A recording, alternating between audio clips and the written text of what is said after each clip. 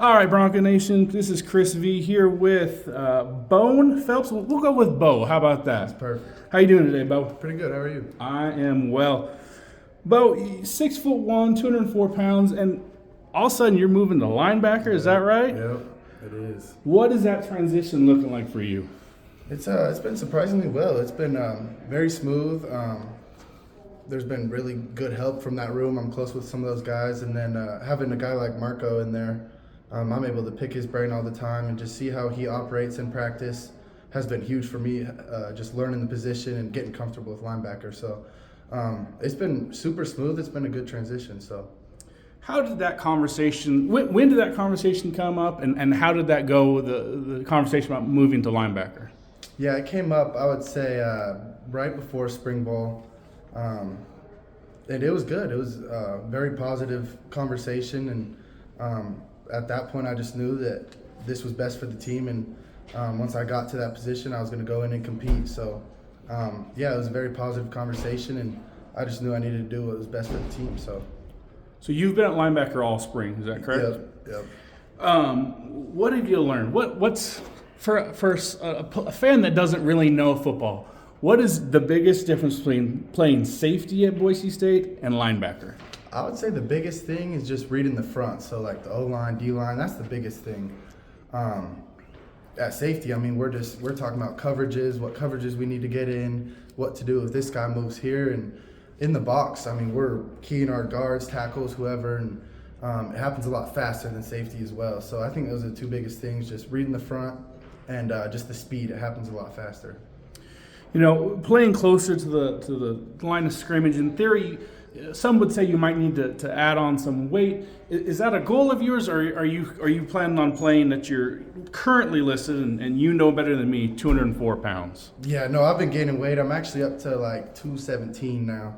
So Coach Hilgarth did a great job this spring, get me on some weight, and yeah, just gradually put on good weight, not getting fat all of a sudden and can't move. But yeah, just that good weight. 5 months away from kickoff, what do you want to see yourself grow the most as you learn this new position? Yeah, honestly, just being smoother, being a lot more comfortable, which will come with time, just reps and experience. But yeah, just being able to get very comfortable, know what's going to happen, know what our front's doing, know what's going on behind me. Just being comfortable and level-headed. So. Now, you came in as a walk-on, is that correct? I did, yeah. Are you still? I'm not, no. Congratulations on that. If that is not an example of hard work paying off, I don't know what is. Another great example of that is a guy named Alexander Tubner. Yes, sir. You were obviously in the safety room with him last season. Yep. Talk to me about the effect that Tubner had on you. Oh, man, that's my guy. Tubes was a role model the day I walked in as a freshman. I mean, that guy is true definition of blue-collar Boise State right there. And when I came in, I felt like I could relate to Tubes a lot and, you know, eventually get a scholarship just like he did. And he always told me, just be patient, wait for your opportunities to come. And that's what I always did. And I always just picked his brain and stuck by his hip, and he helped me tremendously. So. Is that a guy that you could still reach out to and ask questions to? Oh, yeah, I could call Tube any day of the week, any time of the night. It doesn't matter. Tube will pick up. We can go get lunch. He'll always be there, and so that's really nice. I believe I saw him walk in when I was walking. Yeah, so yeah. He's still around for yeah, sure. I saw him in the weight room down there.